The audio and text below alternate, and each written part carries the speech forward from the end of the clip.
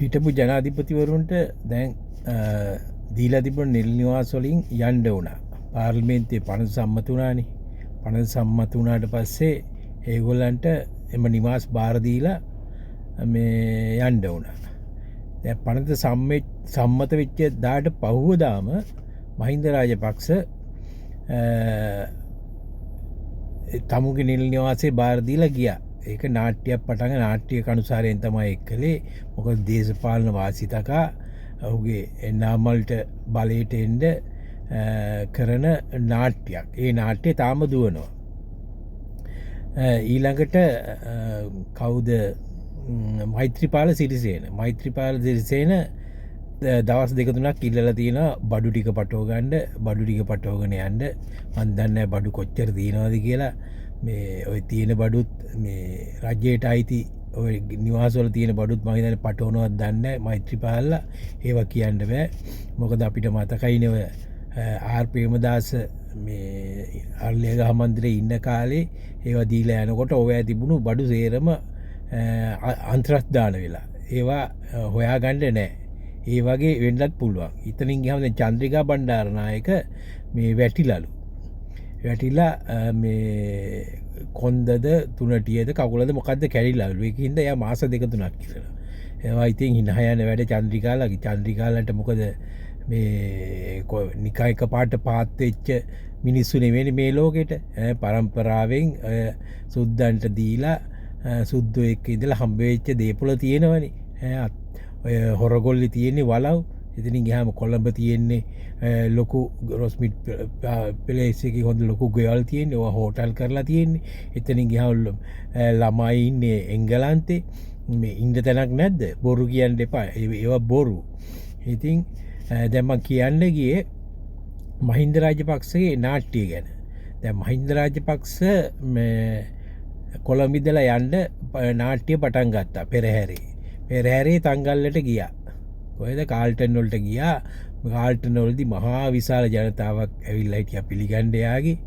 මේ දැන් තාමත් ගෙදෙට්ට එනවා. එතකොට මම දැක්කා මේ මෛත්‍රීපාල සිරිසේනගේ එක මාධ්‍යවේදියෙක් අහනවා මේ මහින්ද රාජපක්ෂව බලන්න මහ ලොකු සෙනගක් එනවා පොලිමේ.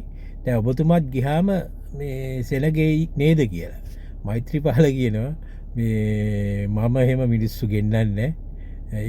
මේ එහෙම මගේ අදහසක් නැහැ කියලා.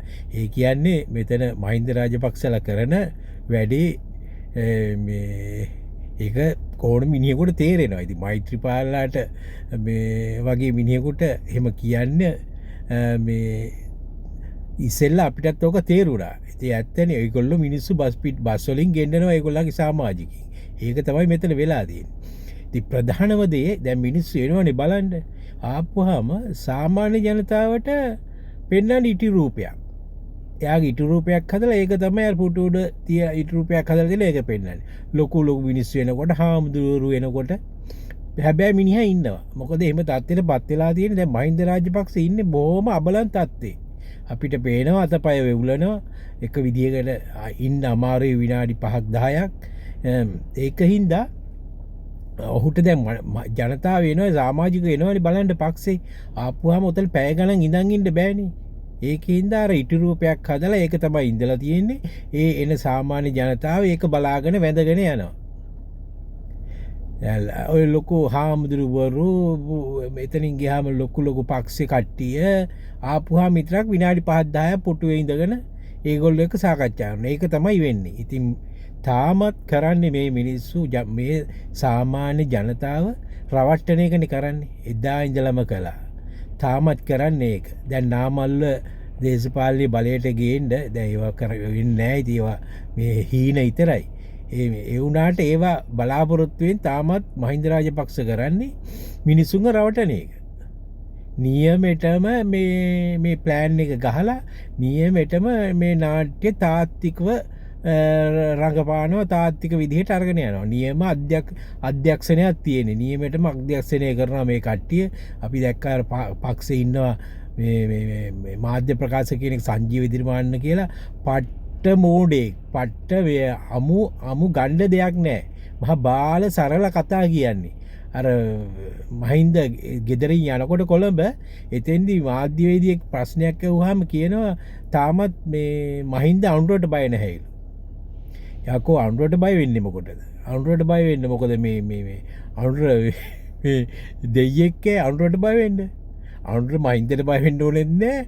මහින්ද අනුරට බය වෙන්න ඕනෙත් නැහැ. රටේ නීතියක් තියෙනවා. ඒකට බය වෙලා ඒකට කරු කළාම දෙගොල්ලෝ හොඳටම ඇති. කවුරුත් ඒකට කරු කරන්නේ. ඒකට සංජීව දිර්මාන් වගේ මැට්ටෝ ඉන්නකම් මේ උන්ට බලයක් ගියොත් එහෙම ඉතින් හිතාගත්ත හැකි මොනවද රටට වෙන්නේ කියලා. ඒකින්ද දැන් ඔය බයිලා කෙලියට දැන් ඉතින් ඕවා හරියන්නේ නැහැ ඉදිරියට. ඒකින්ද ඔය මහින්ද රාජපක්ෂගේ නාටකේ මිනිස්සු රවට්ටන එක නවත්තන්න කියලා තමයි අපිට කියන්න තියෙන්නේ.